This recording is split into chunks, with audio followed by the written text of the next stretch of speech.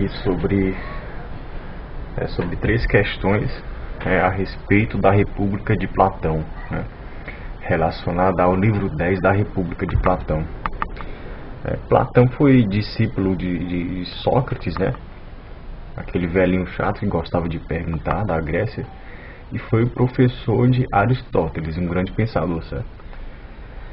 Esse livro, A República, se tratava de uma ideia, né, de como poderia ser o Estado, né, como ele imaginava que o Estado, né, deveria ser. Aí que eu vou me remeter mais à questão da poesia. Então, esse livro da República é dividido em 10 pequenos livretos, pode-se dizer, né, e trata de diversos assuntos, né.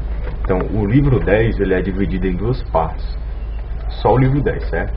Então, a parte que eu vou falar é a primeira parte do livro 10, né, que vai tratar sobre a poesia. A segunda parte já é um outro assunto, né, que eu posso comentar em um outro vídeo. Então, a poesia ela é muito criticada até por Nietzsche também. Nietzsche fala muito sobre, no seu livro A Tragédia, sobre a tragédia grega, sobre essa poesia. Principalmente vai criticar um pouco essa retórica de Sócrates, né? Mas vamos voltar aqui para Platão. Pois bem, o que seria poesia para Platão de Nietzsche, né? Aí logo respondendo as questões, né? O que seria, como Platão via a poesia? Então, Platão ele definia a poesia como mimese. Aristóteles vai falar isso também na sua obra poética, né? Então, Platão dizia que a poesia é a mimese. Mas o que é mimese, meu Deus? Mimese é a imitação, entende? É a imitação. Mas de que, realmente? Bom, aí você tem que olhar um pouco o contexto daquele tempo, né? Em que a educação era voltada para tornar os homens soldados fortes, valentes para ir para a guerra, né? Então, aqui a poesia, essa arte, né, que trazia um pouco da verdade e o resto seria inventada pelo poeta, pelo artista, ela tinha esse objetivo de imitar, né, as histórias dos soldados, dos heróis de guerra, né, semideuses e dos deuses da época, entende? Então, quem era o objeto de crítica que ele fala aqui no livro? Homero, né? Homero foi um dos primeiros e principais poetas, né? Ele escreveu os 2 livros. Não entrando aqui na biografia, né, que alguns dizem que ele nem existiu, né?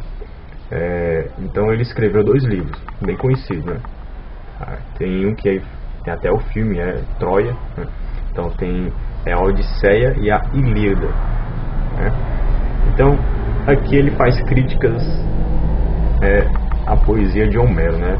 Então Homero é citado, né, na parte do livro. Mas por que Homero? Porque, bom, o Homero, se reparar bem nos livros dele, ele vai falar sobre diversos assuntos ao mesmo tempo, né? É só você imaginar uma onipotência, onisciência e onipresença, sabe? Como se Homero conhecesse tudo ao mesmo tempo, entende? Então, como é que Homero, um poeta, vai conhecer tudo? Para um homem, conhecer tudo é uma coisa impossível, né? Então, isso aqui já poderia ser um ponto falho na poesia, porque não teria como um homem falar sobre tudo, dizer, entender sobre tudo, da educação, de tudo, da segurança e de tudo, da saúde, né? Então aqui já seria suspeito, né? Não tem como. Aí a outra questão que eu quero falar aqui, entende? Lembrando que o poeta, quando ele vai, o poeta, como ele tanto como ele trabalha com a verdade, mas tem uma parte que é invenção, né? A parte da arte, né? Então, o poeta, quando ele de um determinado fato, o poeta não sabe tudo desse fato, né? Efetivamente. Então, o poeta só vai saber de uma parcela de um fato, entende? Então, você, como eu disse, É como se ele soubesse um pouco da verdade e o resto fosse inventado. Arte, certo? Então, o poeta de um determinado fato. Então, sobre educação, você pode ter uma breve noção do que é, né? E você pode escrever o resto sobre educação do que poderia ser, né? Porque eu digo assim, porque Aristóteles dizia, né? O historiador, né? Ele tem esse objetivo de falar a história como ela é, e o poeta como poderia ter sido, ou como poderia ser, né? Então,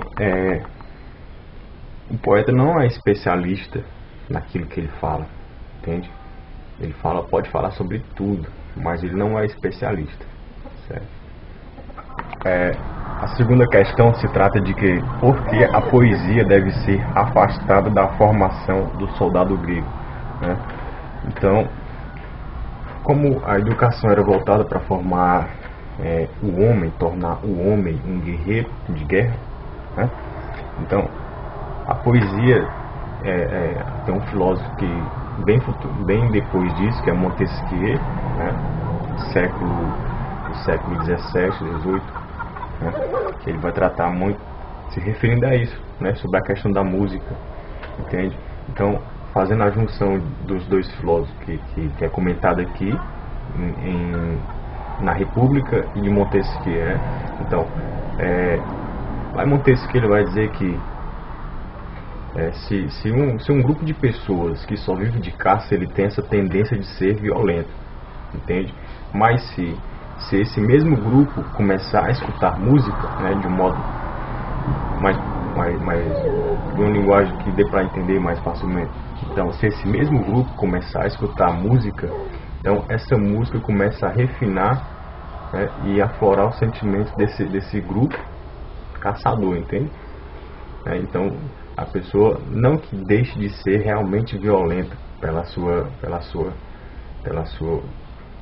caça, né, pelo seu treinamento, né, mas que a música ela faz essa junção, né, ela fica como um intermédio entre